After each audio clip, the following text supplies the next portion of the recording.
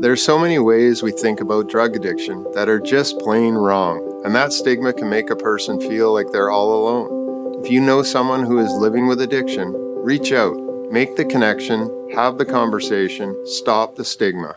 Joining us now, one half of the Rink-Wide Duo with Andrew Wadden, our Canucks reporter, Mr. Jeff Paterson. How you doing? I'm ready to report for duty again. These back-to-back hockey games for the Vancouver Canucks, man, they're giving us no shortage of material. I will say that. Oh my gosh! Well, we were talking off air there, Jeff. I mean, last year they were bad and boring. This year they may be bad, but they're exciting at the very least. Lots of goals both ways. Yeah, I mean, they have, and aided greatly by Bo Horvat's outrageous production, but they have scored a full goal more per game over the first 13 games this year than last year. And it kind of dawned on me last night as we were all talking about Spencer Martin and Andrew and I were doing Rink-Wide. Remember one of the big storylines last year? Like, they scored no goals for Jaro Halak. Poor Jaro Halak. Like, they didn't score. Like, honestly, I'd have to go back and do the math, but it feels like they scored 14 goals for that guy in every single one of his starts combined. Spencer Martin's got 14 goals from the guys in front of him in the last two games, the Anaheim game the other night and last night in Ottawa. So it's great that Spencer Martin is delivering victories. It's a bottom line business. What have you done for me lately? He gets points. But I do think you got to be careful and recognize, like the Hamonic goal, not a good goal. The Troy Terry goal late in the second period the other night, there have been some stinky goals on Spencer Martin, but if the guys in front of you are scoring 6 one night and 8 the other, it gives you a little wriggle room that a guy like Jaro Halak just did not have at any point when they went to their backup a year ago. The poll question is somewhat tongue-in-cheek, but maybe not at all. Will Bo Horvat score 50 goals? It seems an outrageous poll question at first blush, and yet he could regress significantly from the 76-goal pace and still stay at a 50-goal pace. Where are you on this dream scenario? Oh, and this question pertains to the season. You're not expecting he's not going to score 50 tonight in Montreal, is he? Probably not. Okay, well, I'm not sure I'd totally bet again. It is, what a run. What a wild run. And he's scoring in sort of every conceivable way. We've seen the shot. We have seen him net front. And when it's going good, and he doesn't have to apologize for this, but that first goal last night, Ethan Bear throws it to the net. It's going wide. Like, Cam Talbot looks over his right shoulder like he thinks the puck's going to be in the corner. Oh, no, it hits Besser, or it hits Bo, drops down to his feet, and a little tap in. So he puts himself in the right spot, but the puck is following him around right now. 50 seems like a stretch. I understand pace and all that kind of stuff. He's not going to score 2 every night. It just feels that way because he's done it in 4 of the last 5 games and 5 times already this season. At this time last year, he had 5 goals through 13, and here he is sitting on a dozen goals 13 games into the season. So where he tops out, I do not know. I don't think it'll be a 50 goal season for Bo Horvat, but I'm along for this ride. I mean, I can't get enough of it right now, and I kind of feel like he and the hockey club are in that same boat. So, he rolls on into Montreal, and let's see what he's got in store for the Habs tonight. We've chronicled his speed burst early in his career a lot. Has he gotten better hands? Like, I think the so, release yes. in that bumper spot is amazing, and then even last night's goal. The first one, the rebound backhand or forehand backhand. I mean, those are soft, like Andrew Chuckian sort of hands. So he's added skating and he's got this net front, hands thing going. I mean, he's developing throughout his 20s, which is pretty impressive.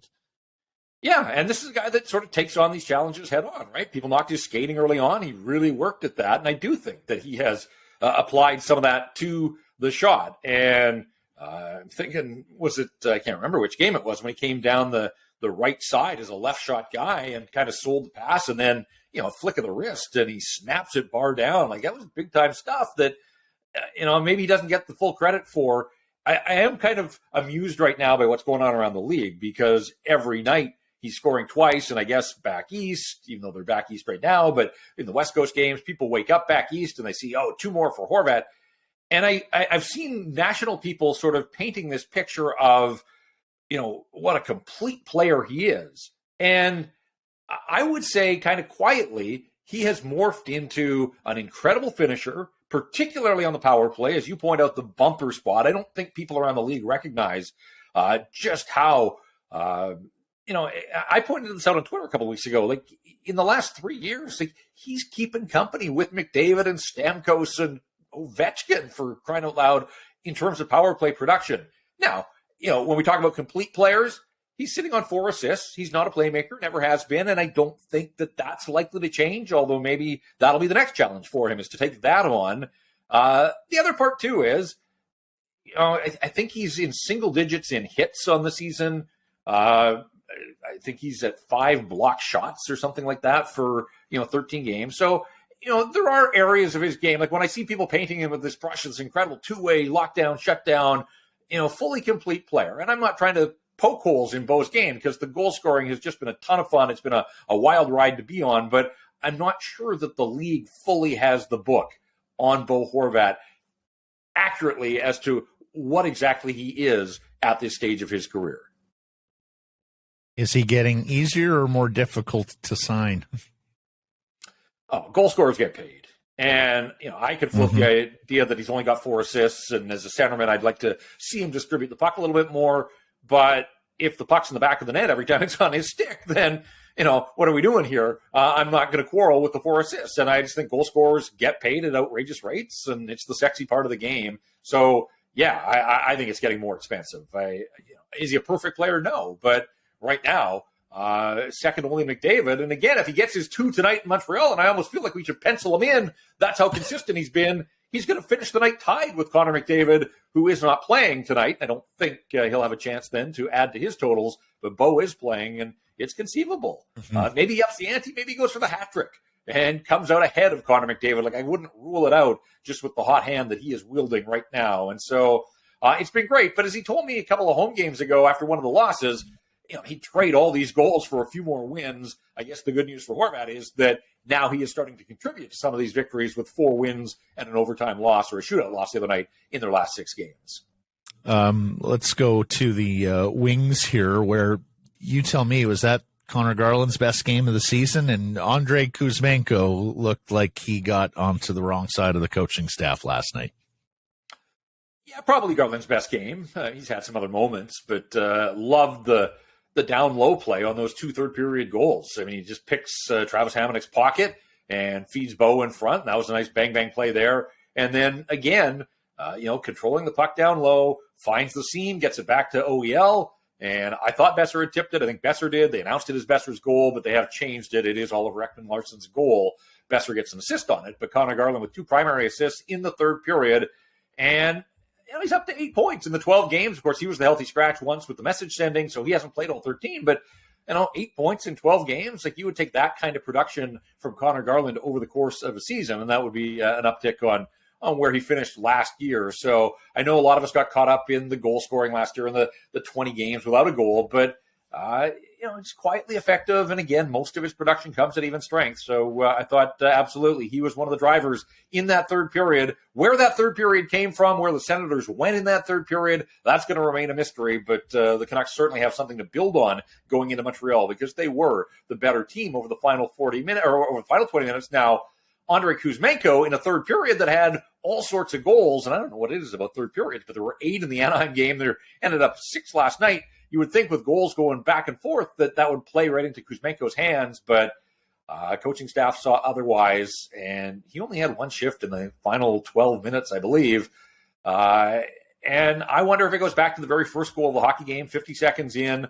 OEL takes a weird route around the net and leaves Drake Paterson open, but Kuzmenko looked like he was late to sort of read and react there and waved his stick, and it kind of felt like he was playing uphill and catch up from that point in terms of a regular shift. Because if you remember, when Travis Hamonic scored in the dying seconds of the first period, Paterson was out there with Mikheyev, and Dakota Joshua was the other winger there. So that seemed curious at the time. Joshua lost the puck battle to Tim Stützle, so it wasn't a great shift for Dakota Joshua, but I kind of felt like the coaching staff thought that maybe they were reinforcing that line a little for the final minute just to get out of the period, because it had been such a dreadful period. They were hoping they could get out in a 1-1 tie. Didn't work that way, but bit of a tough night for Kuzmenko, and I think these back-to-backs with travel, like, these are going to be challenges for him as he works his way around the National Hockey League. They've done it before in Washington and Columbus. They played Seattle and came back home against Pittsburgh. So, he's had a taste of these back-to-backs, but I know that a lot of people are still wondering about his game readiness, his conditioning, his defensive play. And I'm gathering that the coaching staff, Bruce wasn't asked about it post-game, but I have to think that the coaching staff saw some things there that they just didn't like. The backup goaltender has had a number attached to it, courtesy of yourself, for a couple of years now. Your pet project is the quest for 12, I think. Isn't that where you've got the win total for the backup goaltender? We didn't necessarily dictate that it had to be before Christmas, but that might be the case here for Spencer Martin, who at the very least, we're not going to get into hyperbole. I don't think there's a goaltending scandal here waiting to happen. But he's at least earned himself starts with the coaching staff, and that's half the battle, isn't it, to getting to those magical 12 to 15 wins for a backup goaltender, which can mean the difference between a playoff team and not. I think Bruce Boudreau and the rest of the hockey team clearly have faith that when Spencer Martin is in, they've got a chance to win hockey games. Yeah, and it's an incredible story. I mean, 10 games as a Vancouver Canuck and at least a point in all of them. You cannot argue with that. We can quibble about some of the goals to get past him. It's the NHL. The goalies are going to get scored on. And as I said a little earlier, he's given this cushion that makes life a little bit easier, knowing that the team in front of him can and quite likely will score some goals. So, his margin of error, he doesn't have to be perfect. And he was beating himself up over the Hamonic goal. Like, that's a goal that probably should get stopped. But whatever the case, the story of Spencer Martin last night wasn't one or two that he'd like back. It was the saves he made when he made them, most notably off Brady Tkachuk when he was moving from his left to his right in the second period there. It's a 2-1 hockey game. Tkachuk had daylight, and all of a sudden it was gone. Martin sealed off the post, made the save. If the Senators scored and make it 3-1, the way that game was unfolding, I don't think there was a Canuck comeback in the offing. I know they've got firepower and there was still time, but just the way that game felt, if Ottawa got up 3-1, I would like their chances of putting it away. And instead, Martin makes his best and biggest save of the night there. Mikheyev, a few minutes later, does what he's being paid to do here, and that's put on the Jets and go to work. And so that was an incredible sequence, an important one, and really I thought one of the turning points. But even the first 5 minutes, when you think of all of the noise around this organization from the third period meltdown against Nashville the other night, and then the president of hockey ops throwing gasoline all over that with his radio appearance, and the Canucks come out and do that, get scored on 50 seconds in, but it wasn't even the one goal. It easily could have been 3 or 4-0. Like, they had 5 grade A chances in the first couple of minutes, and Spencer Martin collected himself nicely. Like, nobody wants to give up the early goal in the first minute, but it's how do you respond? And he did a terrific job there. So, yeah, he's been good. He hasn't been perfect, but I think you're right, Blake, that his confidence builds the confidence of the organization around him, and it is allowing Thatcher Demko a little bit more time here to find his game, and it probably lights a fire under Thatcher Demko. I mean, whatever it takes, Demko's got to find his game. He's got to get back on his form, and if he knows that this team has another option and that they don't have to rely on him sort of the way that they did most of last season when they ground him into dust ultimately, but it's going to be fascinating. Like, it makes perfect sense that you would split the games here back-to-back. Then you got this next set of back-to-backs, one of the biggest stages in hockey on Saturday night. The Toronto Maple Leafs, the firepower they present. You've got a guy from Oakville, Ontario, and Spencer Martin. I'm sure he'd love that start.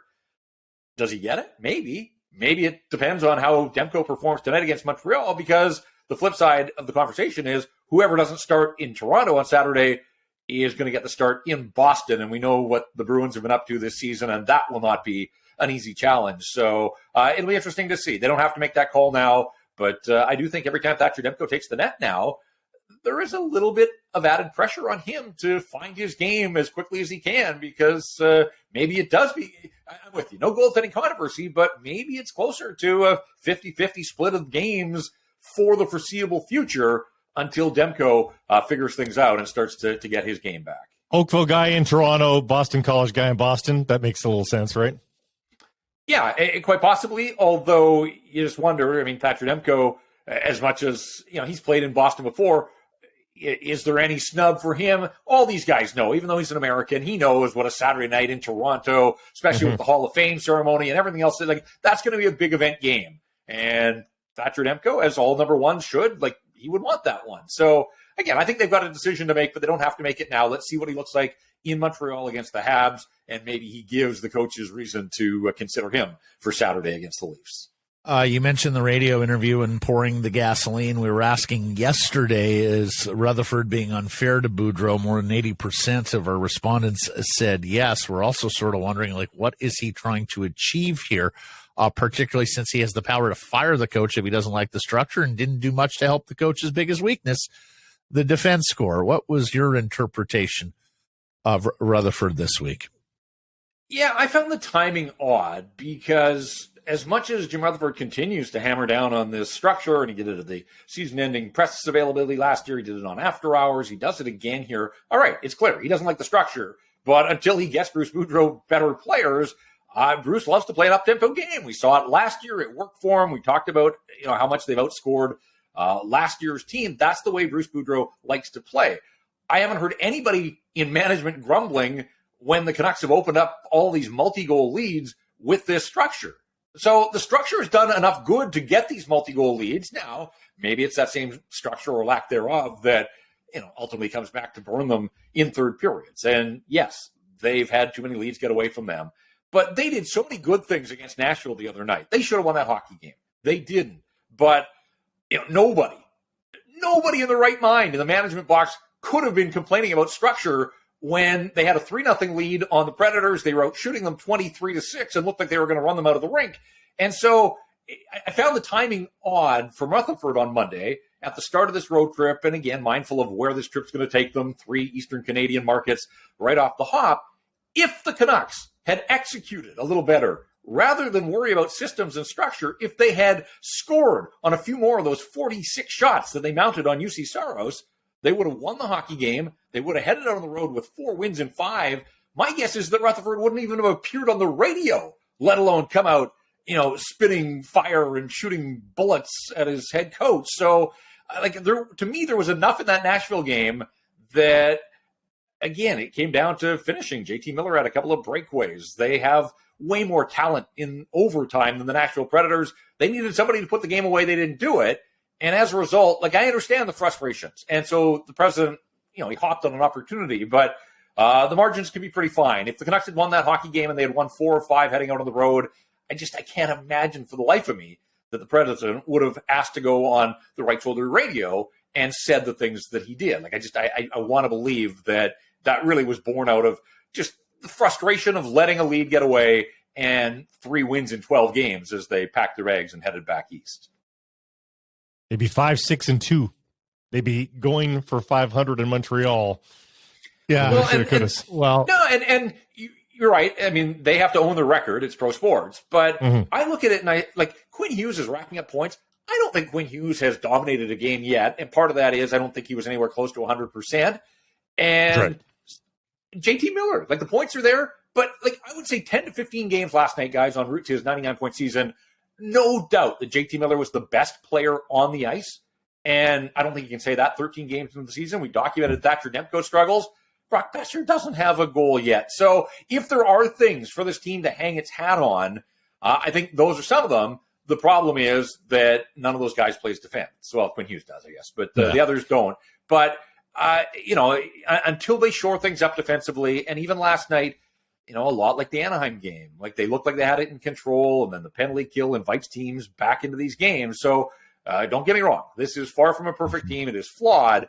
But with Elias Paterson going the way he is right now and Bo Horvat going the way he is, those things weren't happening, certainly at this rate, at this time last year. And so there are areas that they have to shore up. There's no question about that.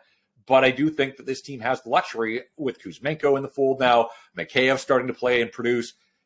They're going to have an ability to outscore some of their mistakes, and that's something they didn't have. The other thing to remember, too, last year is, and not that last year should be any sort of baseline, but it was at the 12-game mark last year that the bottom started to fall out for the Vancouver Canucks. They won 1 of their next 10 hockey games. They've already had their 7-game winless streak to start. So if they're going to get ahead of last year's pace, which you want to believe they can, this stretch of games would seem like a good time to do it because last year's team gained nothing between games 12 and 22. The Canucks have an opportunity to back up a win last night in Ottawa with another one against a Montreal team that, let's be honest, pretty unspectacular, 6-6-1. They played last night as well, so it's back-to-back for them. And if you keep Nick Suzuki and Cole Caulfield in check, I think you stand a pretty good opportunity to come out with a victory tonight. Yeah. Yeah, no, I don't disagree with you in all your comments on structure. I mean, maybe these leads have been blown because the defense isn't very good and the forwards aren't very responsible defensively. Although some color guys on the defense. I don't know if you saw Money Puck's graph yesterday. Games through November the 6th, shutdown pairings in 5 versus 5 with a minimum of 60 minutes at 5-on-5 together. Hughes and Shen rank 5th in the National Hockey League. No other Canuck defensive pair is within earshot of the top 30 in the league. But it leads you to believe, as long as Quinn Hughes is on the ice, particularly with Shen, who has been his security blanket post-Tanev, they can hold their own. Like they're okay with that pairing out there. It's the other 4 guys at any given moment that absolutely sink this team. Yeah, and again, I think Quinn Hughes will get better, and it's not judging him on his points. He's that talented. He's going to pick up points. His power play scored at a crazy rate, nearly going. I just think he's starting to skate more dynamically, and I think he was held back by whatever the injury was, and I don't know, but when you're asking him to play 28 minutes a night and he's not 100%, it wasn't a surprise that he had to step back and take some time off. But starting with that Anaheim game and even the Nashville game, I didn't think he was great last night, but those nights are going to happen. But the edge work, some of the skating things, they're starting to creep back into his game. And so I think, he'll hit the launch point here and have some big nights where absolutely he's the best player on the ice. I'm really curious. The back-to-back challenge, it was not a good night for OEL and Myers as a pair. I wonder if they insert either Burrows or Stillman tonight just as fresh legs with the back-to-back. I'd be all in favor of load management. I know hockey is slow to adopt. I don't think that we're going to see that, but I do worry. OEL played 21 minutes and 40 seconds last night. What's he going to have? Because it just feels like teams are attacking him with speed now. That's got to be part of their game plan. They know that so many guys in this league can get a step on him, and more often than not, that leads to a scoring chance. It's a great idea. Idea. Marvelous stuff, Jeff. Thank you for this. We'll be listening to Rinkwide again. Game in Montreal against the Canadiens. Appreciate this. Catch up tomorrow. All right, guys. Thanks.